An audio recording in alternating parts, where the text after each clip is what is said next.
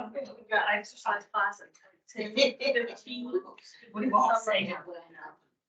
Yes, Yeah.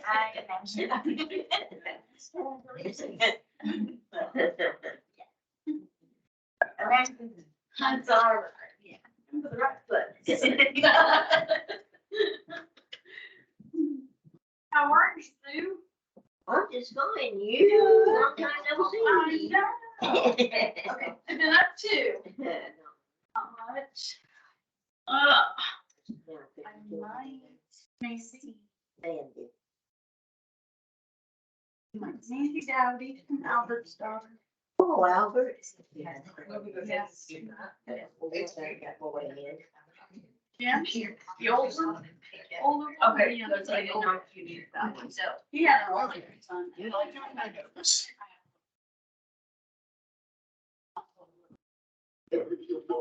All right, good morning, everyone. Go ahead. My name is Ron Strong. Just about everybody in the room. I'm with Heather, our new recovery coordinator, and Amanda Morrow, our old recovery. Oh.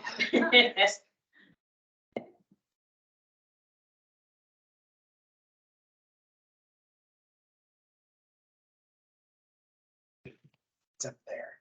So like this way. You can try space bar or the, One, two. the side keys as well.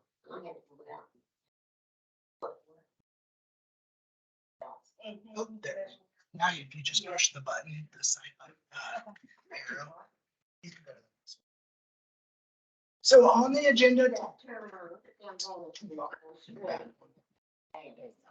So on the agenda this morning, we have the old meeting minutes from April. We have some updates from our committee meetings. And then we have a couple things, new business, and then we're gonna turn it over to Heather, who will close it out. We're gonna try to wrap up by 9:45 this morning, just because Green Sneakers will be here at 10 o'clock. So I don't want to cross paths. Go ahead. So the meeting minutes from April, we held 3 meetings. 2 of them were on the 18th of April, one at 9 a.m., one at 6 p.m. The 6 p.m. meeting was a closed meeting for PLEs only. And it was the most amazing meeting we've ever had. We learned a lot and we brought them into the conversation. And we talked about their needs specifically. What do they want out of this recovery council? Because at the end of the day, it's about them, not about us, right? And the things that we learned that we can do or continue to build upon, it's incredible. A lot of it boiled back, I don't know if you've seen the meeting minutes, but it boiled back to building recreation activity and building that healthy coping strategies. So we'll get into that, but I need a motion to approve the meeting minutes from the 9 a.m. meeting on April 8th. Do I have a second? Those in favor? The motion is adopted. The minutes are approved. The meeting minutes from April 18th at 6 p.m. Motion. I have a motion to approve. Do I have a second? Motion is approved. Meeting minutes will be submitted to the state. And then we held a meeting on April 28th at 4 p.m. Do I have a motion to approve? Second? Those in favor?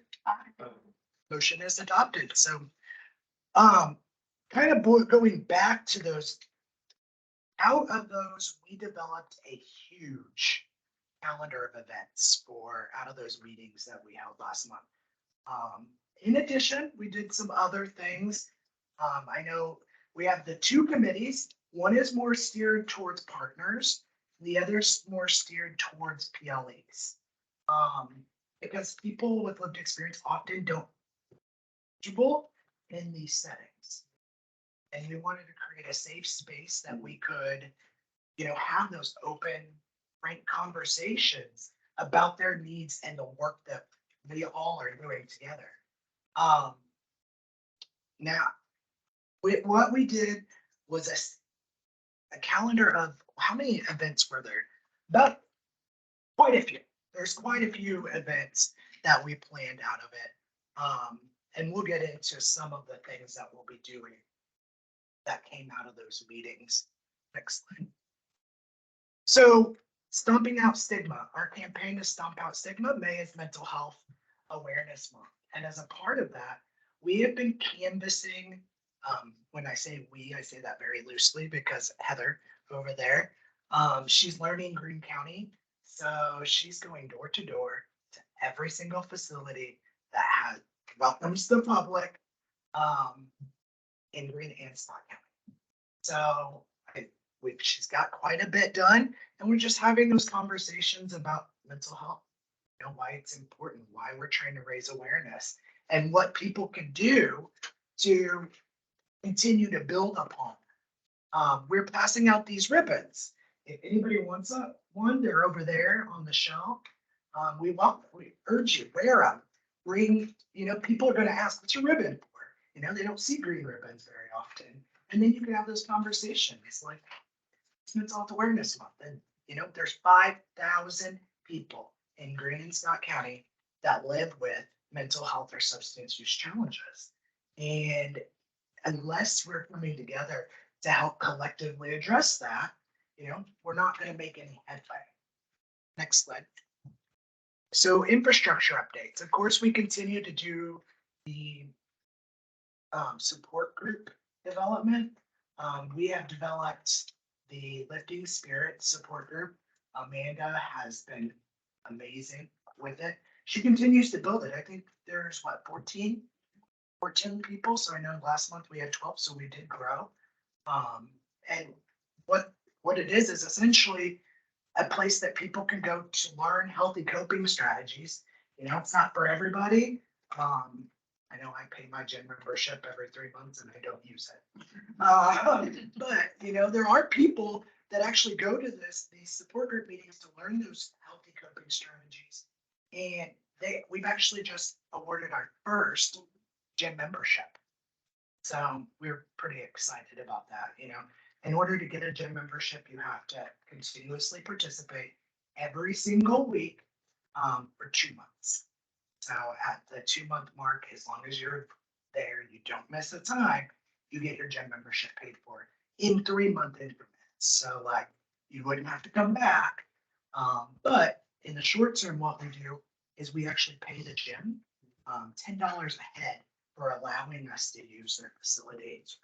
So it's just a way that we can bring him into the conversation. He's a huge advocate for substance use and mental health. But it's another way that we can help those in the community develop those healthy coping strategies.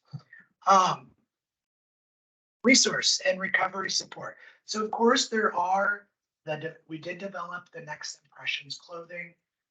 That's going really well. I think in the last 3 months, there's been 60, 60 different interactions with people here, getting clothes, getting hygiene support, just finding those ways that we can help, remove some of those barriers to recovery. I know out of that, just that little project alone, and there's other things that go into that, like helping people develop successful career skills. 4 or 5 people have actually landed a job, full-time employment. So really excited about that. I know that I don't think anybody has actually left a job. One just went to started part-time and now. Yeah, so it's working. That was something that came out of all of our discussions. You hear it time and time again. And we're looking to build upon that. The cool thing about that project, we don't do anything. We do not touch it. It's not us. It's actually people with lived experience. People with lived experience come here. They take care of it. They do the clothes. They clean it up. They manage. It's like a self-governing little, or like its own little thing, its own little sphere. And it's nice that we don't have to do anything with it, but it it also gives people a sense of that sense of purpose, because we hear it all this time. You know, helping other people, they didn't realize how much they would enjoy helping other people. So it's a neat little project that we have going. Looking to continue building it. We are here, by the way, every Tuesday and Thursday, 8 a.m. to 4 p.m. And we call that office hours. So anybody could just drop by, come see us, come chat. Heck, they don't even have to chat. They could sit and watch TV if they want it. You know, we're just trying to create a safe space for people and Green and Scott to be able to just let loose, you know, breathe, like a Zen den, essentially. So recovery education program. This is one of the things that came out of our meeting with the PLEs or committee meeting. So we're excited to introduce life skills courses. We talked about this previously. It's a reality now. In the life skills, there's different things that we'll be doing, like helping people develop successful skills for their job, finance, financial skills. That's a big one that comes out of a lot of the discussions.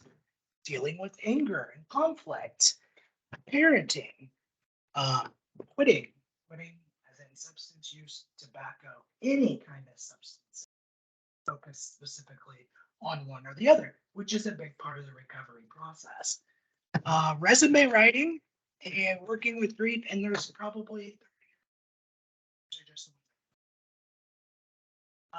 that begins tomorrow.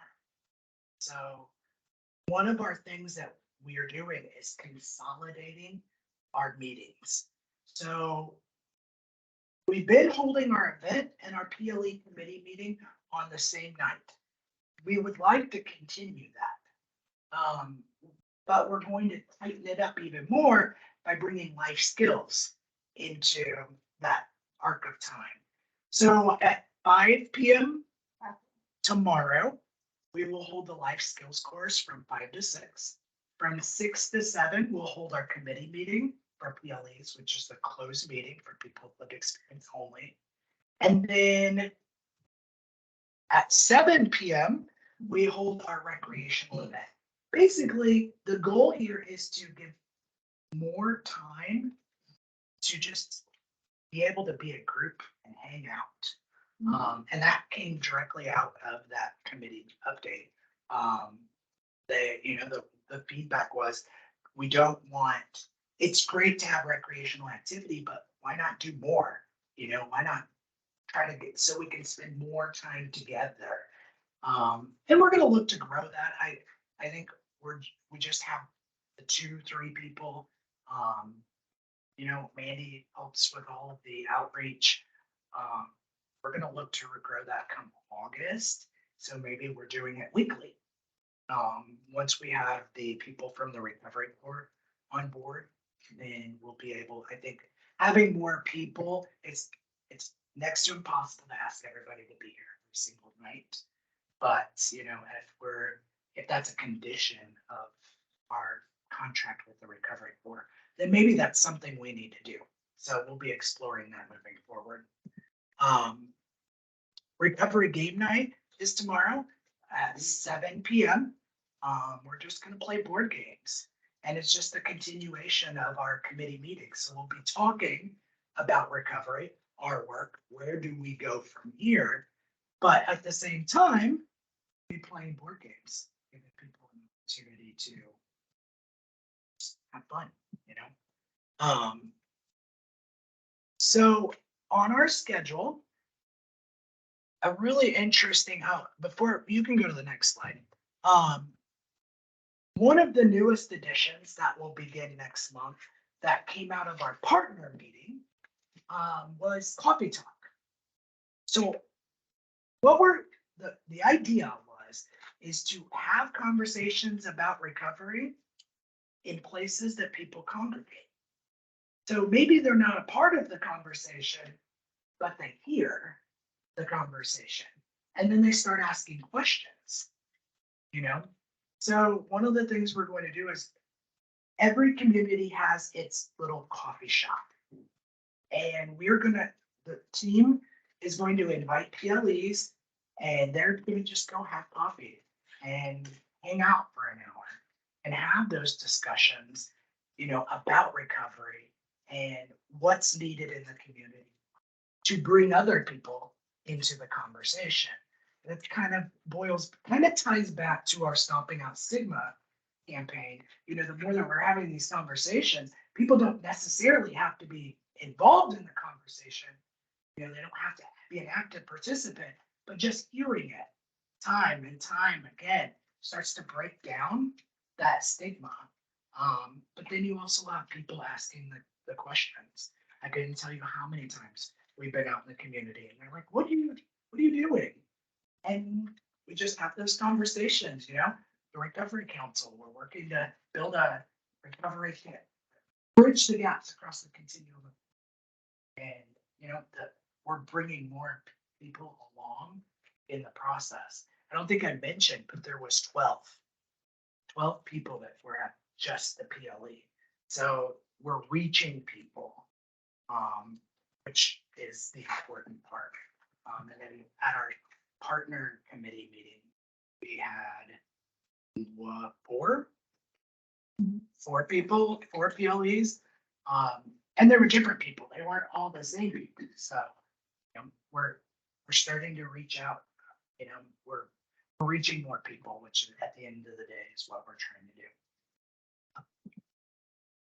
do. And with that, before I turn it over though, for the schedule, the committee, or the members of the committee have the schedules. We included the meetings left in 2023 on one page, and then the new schedule for 2024. So the new schedule for 2024 begins in July. That's the beginning of our fiscal year. And what we're going to do is, this isn't an end all be all, but we're actually moving this meeting to the same day as our partner committee meeting. So the advisory committee, it'll be the same day at 3 p.m. So then at 4 p.m. we'll sit and have that open floor discussion like we do every time. The goal is to bring more people in. That was the recommendation of the council members, to end their day instead of beginning their day, which makes it challenging, especially for court staff, law enforcement. It's challenging for them to be here. Bring more into the conversation. And that, not every partner is expected to be in every single meeting.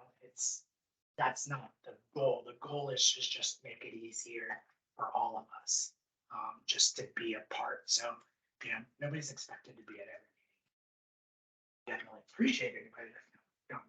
So with that, we will be submitting this schedule to the state. So do I have a motion to approve it? Wait a second. Those in favor? Awesome. It's approved. So just submit that to the state today. So I'll turn it over to Heather. Heather, Stay and sit. that's up to you. Whatever you feel more comfortable doing. So I'm Heather Pfeiffer. I'm the new recovery coordinator. I'm gonna do the outreach part of it all. Like Ron said, I passed out a bunch of green ribbons to talk about mental health. I had a lot of good conversations, but what I'm here to talk to you all about is my personal experience. I have an older brother. He's my only brother. His name is Eric, and he has battled with drugs and alcohol the majority of his life. It took him getting involved with the wrong people, friends of his, who introduced him to drugs, whatever it was that was going on at the time. And it got him into a lot of trouble. He was stealing, not only from like retail places, but my parents. I know my mom was not happy when her class ring was stolen by him. He'd take stuff like that and take it to like a pawn shop. We are 7 years apart, so there is a pretty big gap in between us. So I only remember so much, but just the fact that there was always cops at my house coming to pick him up for the trouble he got into. But it did make it hard because he wasn't always around. And we do have conversations here and there. We may talk for months at a time, and then he will relapse, and we won't talk for a really long time, and then we'll talk again. He does have it's crazy, he's got a 14-year-old daughter. She and my brother and my niece's mother lived with us for a while. I remember my brother being in the house here and there, begging for my parents to take him back in.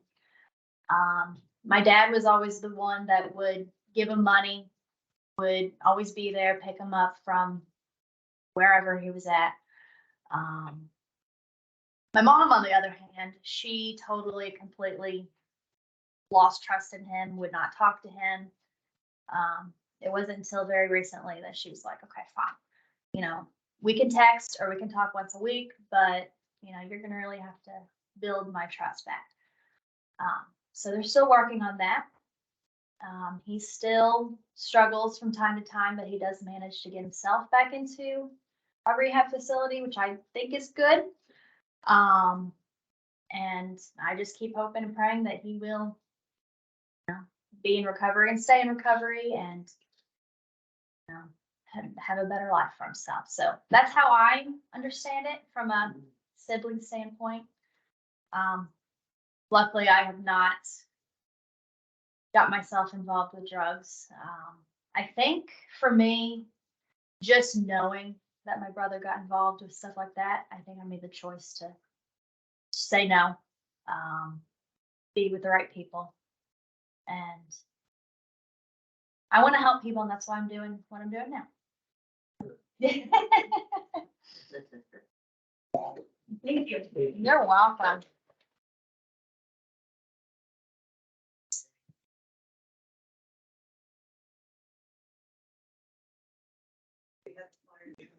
So the health fair is coming up on June 2nd from 10 to 6.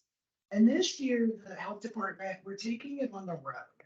That was something that the community talked about a lot last year, is why does it always have to be in Carrollton? It's a good question. No, it doesn't. So we're taking it on the road. It will be held here in the park on June 2nd from 10 to 6. The CPR certified instructors will be here. So people can actually sign up just by calling our office and take the CPR class. That is $65. For families in recovery that have someone in recovery or people in recovery themselves, or if they want to participate, we'll take care of it. The council can take care of it. So that's going on. I know the girls have been working, all three of them have been working tirelessly to plan that. There's a lot of work that goes into the health fair. What else do we got? That's first and foremost, so it's like, that's the big one. So something else that we've been doing, we have our windows that we have open office done here soon for mental health awareness. That's just part of our stigma campaign. We are also going to, where was I going with that? I looked at Mandy and she smiled at me. Sorry, you. Oh, no, I don't know. Anyway, last month I was privileged enough to go along with the two girls, the recovery team. We were privileged to go to Atlanta to the RX Summit. We learned a lot and we made a lot of really great connections. Most specifically is learning about, bringing telehealth services to Greene County for mental health and substance use. Against that. And we learned not only how to do it, but to have those conversations with providers to bring them into the fold. And you remember in our last meeting, I actually, sort of my update to the council was that we were holding those discussions. We've held more discussions.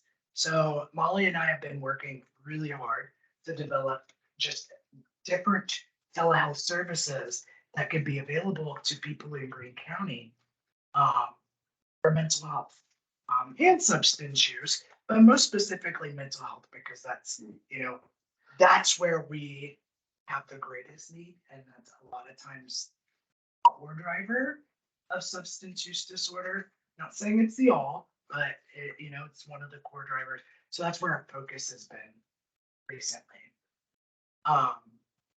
We've also launched the podcast last month.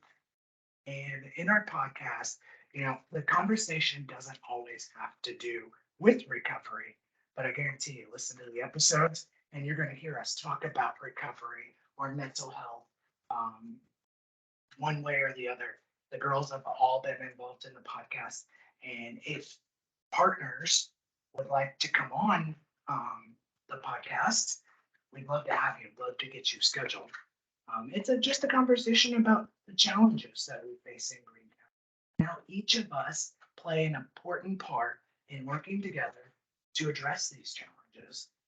It's not every challenge that we have is mental health and substance use. Probably one of the biggest that we have in Greene and so we welcome anybody that wants to join. Since the girls are on site today, I think it would be great to have you just kind of introduce your work, because that's something that we are working so hard to get the word out about. Not enough people know about the services that you can. It's not anybody's fault. It's just, I don't know how, there's not a good way. It's the same thing with the work that we do to get it out, but we want to share. So I'm Sarah Crawford, and this is my counterpart, the Lawrence of Boyd, both grant and population project manager, health managers at Jersey Community Hospital in Jerseyville. So we have a medication-assisted recovery, previously medication-assisted treatment. So MAT or MAR, you might be familiar with either one of those acronyms, program in our clinic in Jerseyville that targets substance use specifically with the assisted. So Suboxone, Vivitrol, if any of those guys. So this is to help those who are struggling with opioid use or even alcohol use.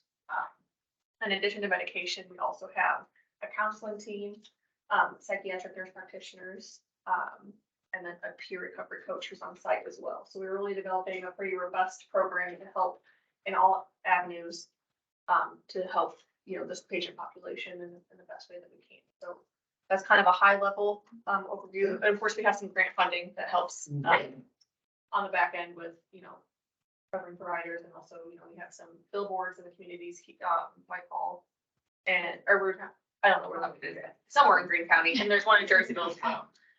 So, our target areas are Jersey. I don't know, we'll have to keep you guys, push as far north as Scott, but yeah, that's kind of it. Anything. And then Erin, our nurse practitioner, she is now seeing patients at our root house clinic twice a month. So the first and I think it's the first and third. first and third. Yeah, first and third. 2 days of the month. And it seems like she's had a lot of patients that she's been seeing, and we're hoping maybe at some point we can expand on that and have additional days, but it's definitely needed, it seems like. And Yeah, I haven't looked at the numbers in a while, but she started going there in September. So between September and February, she had 169 visits per house. It's all done twice. That's for those 6 months. It's very well utilized. I think our peer recovery coach, she's been coming up here with her too, and trying to see patients when she can. So, and like Sarah said, we have some counselors that will be starting in our office in the next couple of weeks that we've contracted with. So they'll be there 2 full days, 2 half days is how they're gonna through their schedule, but, and we can, you know, provide maybe telehealth visits and stuff too as well. If we need to, we can set that up at the clinic possibly, or avenues we can look at, you know, to try to provide some assistance there, so. Yeah, and that made a good point of saying that people don't know that we exist. We've been there. We have billboards and newspaper ads and social media, and we still hear all the time. I know, and you're like, what can we do? Like, I don't know what else we can do, but if anyone has any great ideas, we're all ears. It really is word of mouth is the best way to get the word out. Yeah, So, yeah. and we did bring some, we have some posters for you guys to hang here, Yeah, and then some brochures and things too. So that would be great. yeah, getting the word out is something that we struggle with too. We really relied on word of mouth. You know, that's what it's all boiled back to. We paid for advertising. Hasn't really lifted, like got off the ground. We paid for Facebook ads. It really didn't, it actually made less people seeing it whenever we paid for it than when we just post something on Facebook. So, you know, we're not seeing the value or the reach so much as word of mouth. Going from person to person, talking, having those conversations, they're more personable. I like that kind of outreach strategy a little bit better when you're just one-on-one, having those conversations. You know, you can really get to the root of all evils when you're having those conversations. Maybe it's a resource need. Maybe it's, you know, a family member is in need. You know, a lot of times people have those conversations rather than tap a family in a post or send the post and thinking that we could see who they sent it to, you know? So that's something we struggle. Speaking of which, for the council, I would like for the council to, the health department is buying t-shirts. I'd like the council, so the health department logo for the health fair is on the shirt. I'd like the recovery council's logo on the shirt as well. We could, so can I have a motion to this? Seconds, those in favor? Motion approved. So we'll get those, we'll have that logo. And then the other thing, I'd really like to put a banner at the Green County Fair. We're working on Scott County. Scott County's fair isn't really as big as Green, but they have the junior fair. So the junior fair would be a good opportunity to really hone in on. Go ahead, Bob. I was thinking with the fair, it might even be good to have a. There, yes. Yeah.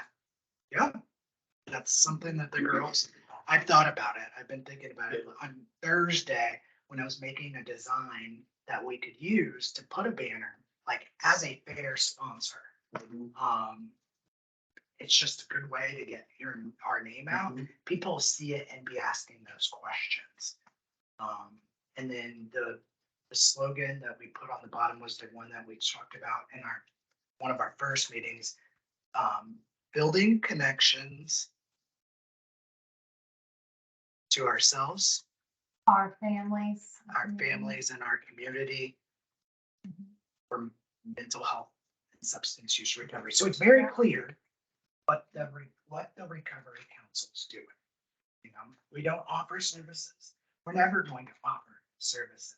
Ours is more about building education and bringing in, you know, partners that can provide the services to the people. Recovery support is never meant to replace anything, but we want people to understand that we're all here working together.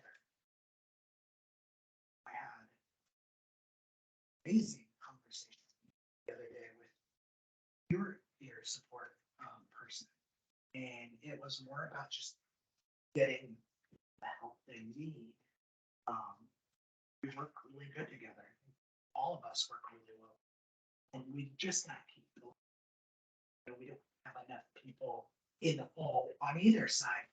They do the CARES Consortium, which is similar to this platform, but it's kind of more of centered on like people that provide treatment or service that have a voice at the table. Is that- Yeah, and ours was developed initially, as part of the grant initiative, so it kind of pulls together the key partners in the communities, like the sheriff's department, probation, the judge, state's attorney, all the key players that a patient in this population might touch as opposed to the recovery, but not so much the lived experience part, more so the treatment side. And that's, where we can like, we're working, it's just a continuum. We're bridging the gap because there's a gap between there that's filled with people with lived experience. And bringing together partners can help us reach a lot more people. And that's the goal of this. I will tell you that the council's work we've exceeded expectations. We've approved our strategy plan, and I think we've actually exceeded our 5-year plan, or we're coming very close to hitting all the objectives that we had set out for 5 years. A lot of that's because those 3 don't stop. They just keep going. That's a great thing. So we may be exploring additional avenues. But yeah, bringing together partners like this is absolutely crucial.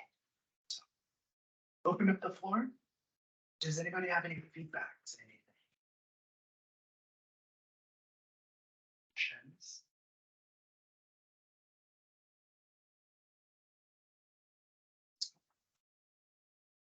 The Green Seekers fitness program is getting ready to start, so the people will start arriving here shortly. So I'll wrap it up. I do want to say one thing about my outreach. I did reach out to a couple people. We had some good conversations. One of the girls that works over here at the salon, just right over here. She talked to me about her sister who struggles, so I was able to connect since I have a brother who struggles. And then when I was in Winchester last week, I had a really good conversation with the barbershop owner, which surprised me. You never know who you're going to run into. Have a big conversation. He happened not to be busy at the time. And he talked to me about how his father has struggled with depression for a good part of his life, on and off meds, and he really truly understood. And I think he might actually join this council. And then who did we talk to at Beds? Oh, yeah, yesterday, so. Or no, at the pharmacy. Police pharmacy, yes. She seemed really interested and knows someone who might join the council. So it's been really good getting to know Greene County and Scott, because I literally do not know anything about these counties because I don't live here and never really visited. So it's been good. I was a little nervous at first, going door to door, business to business, but it's been a really good experience. So I'm glad to be able to do it. And as we move forward, sorry, No, I just told her she's done great. yes, she has. Heather joined us from the Cooper County Public Health. So the project was ending, so she was exploring the different ways that she can continue, being an advocate. She actually was a domestic violence, so it's kind of on the opposite end of the spectrum, but she touched a lot of people's lives that had mental health or substance use challenges. So it's kind of continuing. As we move forward, I am taking a less public role with the Recovery Council. I'm stepping back from the Recovery Council. I'll still be on the backside, helping drive the ship. I'll make sure that we're achieving the council's strategies and objectives, but it won't be as much of a public facing role. The girls are going to take over that responsibility. And my goal is, as we move into year 2, our goal is to either develop or find a recovery community organization willing to begin operations in Greene or Scott County. Whether that organization addresses transportation, that they address recovery housing, they address all kinds of things. It's basically continuing the council's work, but on a deeper level. And I'm going to try to focus a lot of my attention, rather than trying to grow the council or, you know, being the public face of the council. It's time for me to step back from that. Let the girls do that. And then I'll focus on what's next. What can we do next, you know, on a deeper level? So just know that I'm still here. The girls, Heather will take over the council meetings moving forward. But yeah, I'm still here, so, and I'll be at every council meeting, so. All right, For one, as a member of the council, I'd like to thank you for your dedication and your commitment to this and spearheading this project. And helping, I think the biggest hurdle that we've got is removing that stigma, you know, that they're sick people, not bad people. You know, so there's always hope. So thank you for your help. thank you. All right, we'll wrap it up. Reach out to me if you have any questions, concerns. We'll send out the meeting minutes and everything that we went over here. Thank you. You need a motion to adjourn? Oh, a motion to adjourn. All right, adjourned. Good, thank you. Thanks, everyone. So good. For your fellowship. Thanks, Bob.